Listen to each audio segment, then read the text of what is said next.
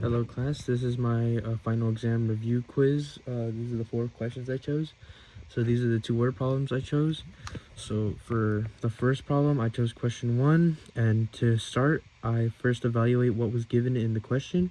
So after reading the question, I was given that the initial number of bacteria is 15, the bacteria doubles every 15 minutes, and the model for the number of bacteria is A of t equals 15e to the power of 0.04621t, and that we need to find bacteria after 2.5 hours.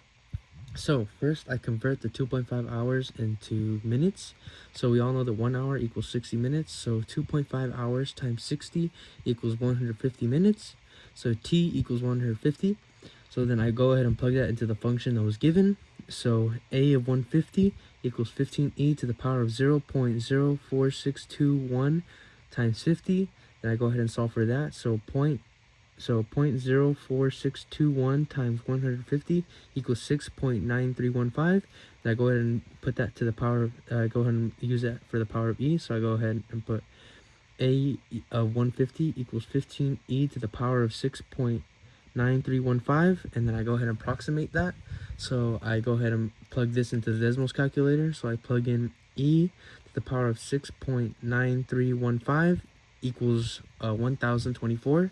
So then I use the 1024 and I multiply it by 15, which gives me 15,360. So a of 150 equals 15,360. So then my next word problem was question 30. So first I put the information that was given into integral form. So I put the 60 right here, 0 right here, and then the function right here, 110 plus 60t dt into integral form. So then I go ahead and split the integral form. So I get 110 dt plus 6t dt. So then I go ahead and find the antiderivatives of each side.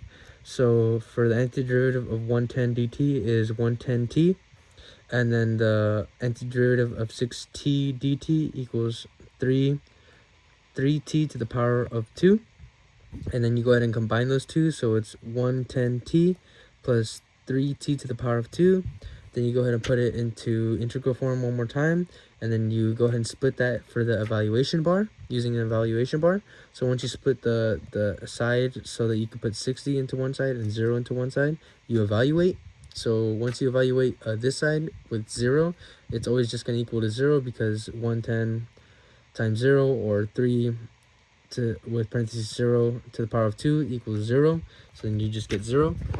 And then for this side, I put 110 with parentheses 60 plus 3 with parentheses 60 to the power of 2. And once you evaluate this, for the 110 with parentheses 60, I got 6,600, plus for the other side, which is 3 with parentheses 60 to the power of 2, I got 10,800.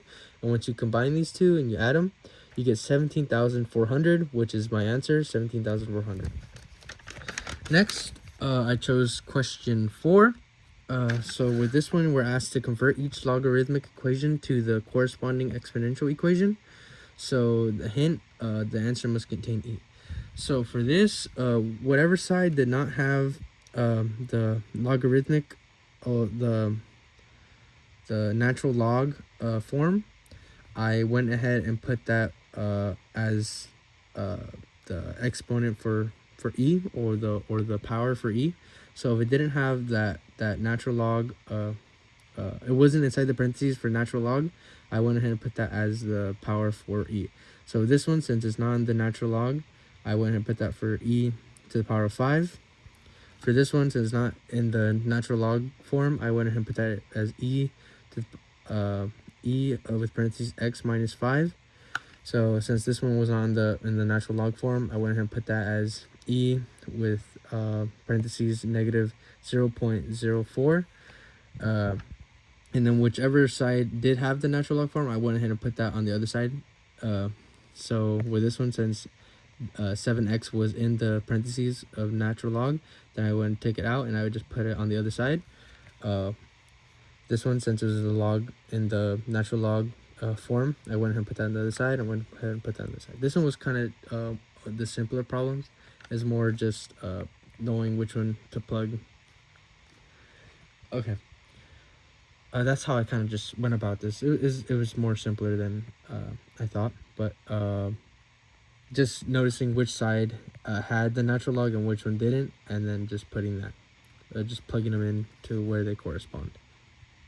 So for the final problem, I chose question 7. So for this one, you have to solve for the exponential equation. If the situation is not an integer, round up to 4 decimal places. So for this, we're given e to the power of 4x plus 2 equals 12.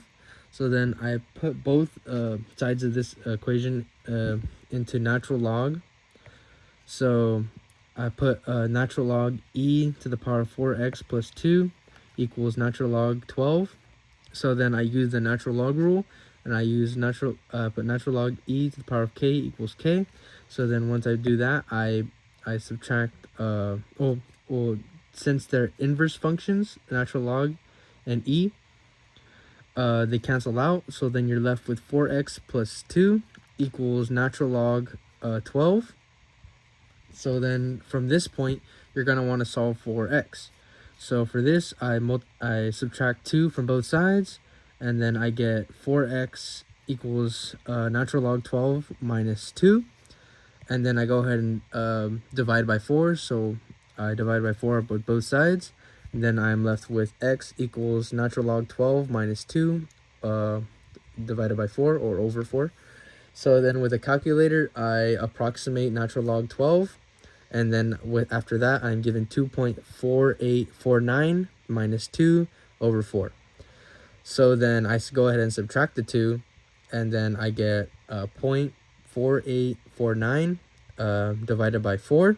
So once I go ahead and divide it by 4, I get 0.121225. So then I go ahead and round this, and then I'm left with 0.1212. So x equals 0.1212. And those are my 4 questions for my final review quiz. Thank you for listening.